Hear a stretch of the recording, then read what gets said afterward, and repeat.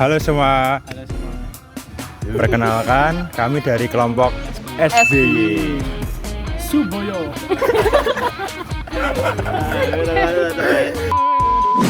Pada kesempatan kali ini kita akan mempresentasikan mengenai hasil kerja kami, yaitu tentang apa Mas Rian? Tentang situasi-situasi ekonomi, politik, sosial, budaya pada masa pemerintahan Presiden ke-6 kita, yaitu Pak SBY. SBY itu apa Mas Afila? SBY itu adalah Susilo Bambang Yudhoyono. Oke. Jadi ada pepatah bilang tak kenal maka kenalan. Sebelumnya perkenalkan, namaku Fidelis Baris Tejo Sutono dari kelas 12 MIPA 1 absen 9. Kalau saya Nicholas Rian Prawira dari kelas 12 MIPA 1 absen 18. Perkenalkan, saya Josephine Graciela dari kelas 12 MIPA 1 nomor absensi 14. Halo, saya Marcel Putardania dari kelas 12 MIPA 1 absen 17. Halo, saya Ignatius Yogyawan di Pamungkas, absen 11 dari kelas 12 MIPA 1. Kalau yang terakhir ini mestinya nggak kenal. Nama saya Benedictus Avila Andriano, 12 IPA 1, nomor absen 6. Pemilik RE King.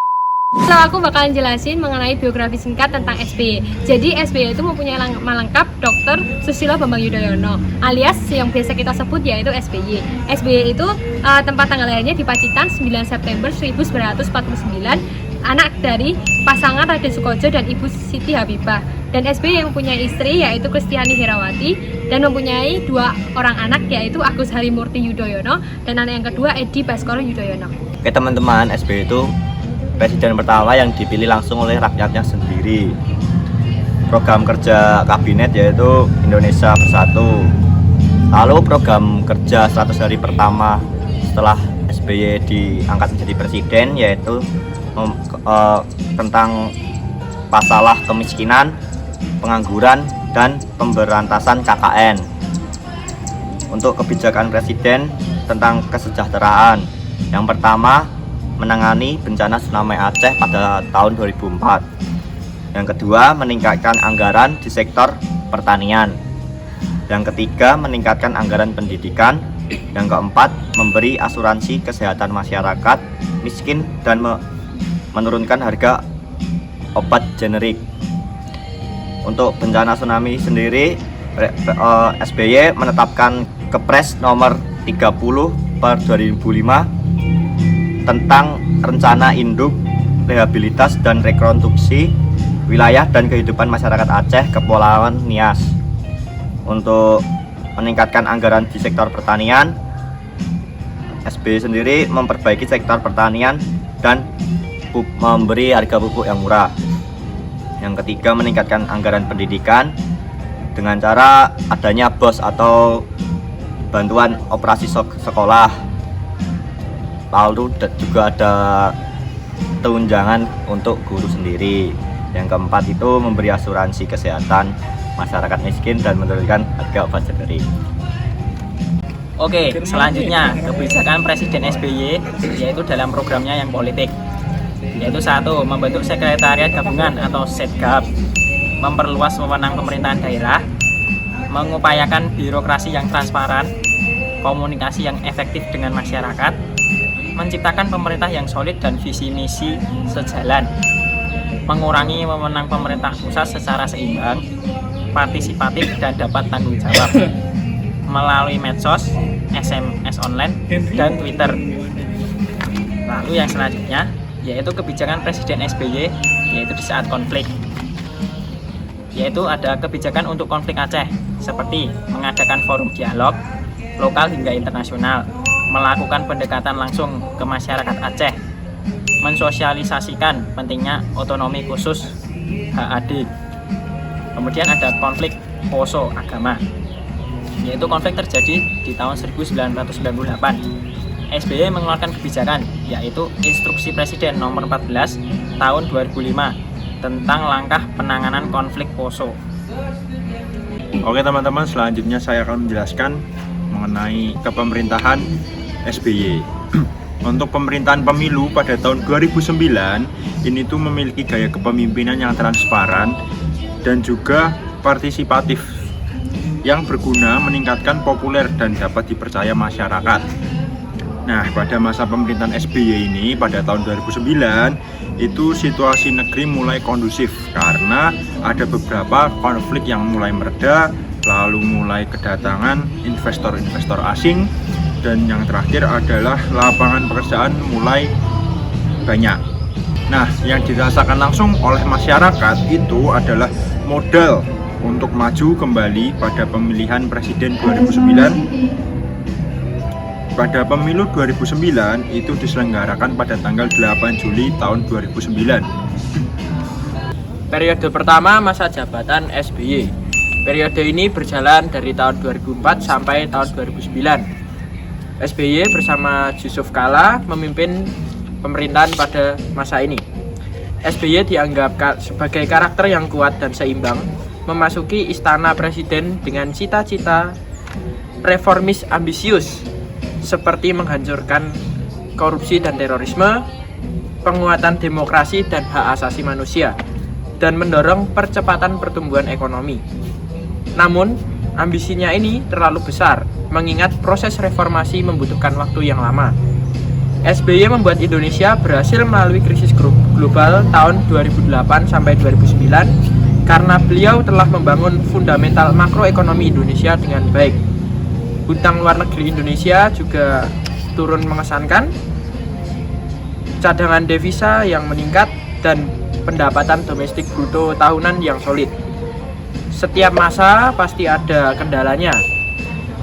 Begitu pula dengan masa pemerintahan SBY pada periode 1 ini.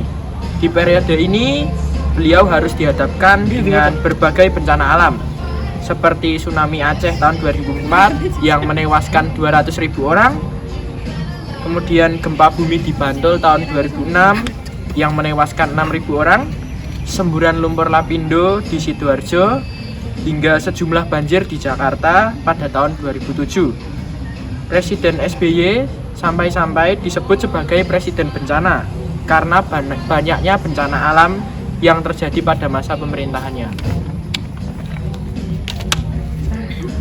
Periode 2 tahun 2009 sampai tahun 2014. Kinerja makroekonomi kuat, dukungan rakyat untuk SBY mulai terkikis. SBY tidak memenuhi harapan mengenai pemberontakan korupsi yang pernah menjadi slogan kampanye yang penting di kampanyenya.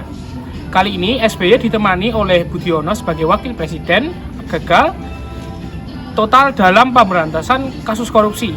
Hal ini ditunjukkan dengan banyaknya kasus korupsi yang menunjukkan lemahnya pemerintahan SBY.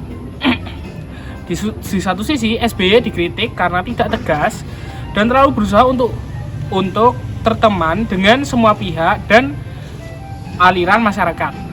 Tetapi di sisi lain, gaya pemimpinan berhasil meningkatkan stabilitas politik dan juga ekonomi Indonesia. Dan karena meletakkan dasar yang kuat bagi orang lain untuk membangun negaranya. Kendati di awal dengan menyaksikan pemerintahan satu dekade SBY, sekarang dianggap sebagai periode kesempatan-kesempatan yang hilang atau missed opportunities. SBY menikmati dukungan besar di parlemen, tetapi dia gagal untuk mendorong reformasi opportunities. SBY menikmati dukungan besar di parlemen, tetapi dia gagal untuk mendorong reformasi struktural yang sangat dibutuhkan. Misalnya, penghapusan subsidi bahan bakar dan banyak lainnya. Oke, kita akan menjelaskan tentang kekurangan dan juga kelebihan SBY pada masa pemerintahannya yang berjalan selama 2 periode. Kita akan mulai dari kekurangannya. BBM di Indonesia mencapai Rp6.000 dan itu masa termahalnya. Oke, untuk kekurangan yang kedua atau kelemahan dalam masa pemerintahan SBY itu yang kedua adalah jumlah utang negara ini tertinggi, paling tinggi sepanjang pemerintahan presiden lainnya, yaitu mencapai 1.667 triliun itu pada awal tahun 2009 atau 1.700 triliun per 31 Maret tahun 2009. Ini merupakan pembengkakan utang negara yang paling besar. Lalu yang selanjutnya nomor 3 adalah tingkat pengeluaran untuk administrasi yang luar biasa tinggi.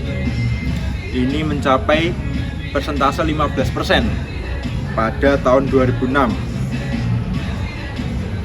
Oke, yang keempat adalah konsentrasi pembangunan di awal masa pemerintahannya itu berpusat di Aceh. Karena pada masa awal pemerintahan SBY, Aceh terdampak oleh tsunami dan mengharuskan pemerintah untuk fokus berpusat pembangunannya itu di Aceh. Dan yang terakhir adalah masih gagalnya pemerintah menghapuskan angka pengangguran dan kemiskinan di negeri ini.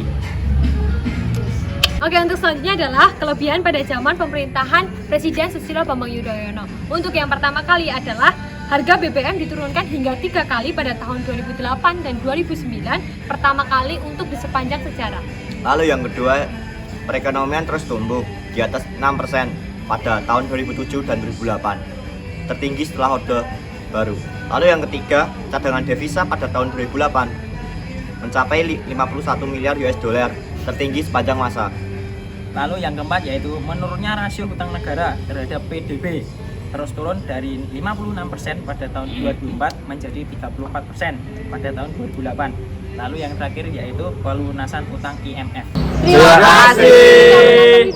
Dadah. Karena aku dulu dong. Ayo balik lagi. Baik. Ya, langsung ngomong. Terima kasih. Selamat datang. Di Banser hati. Yuk.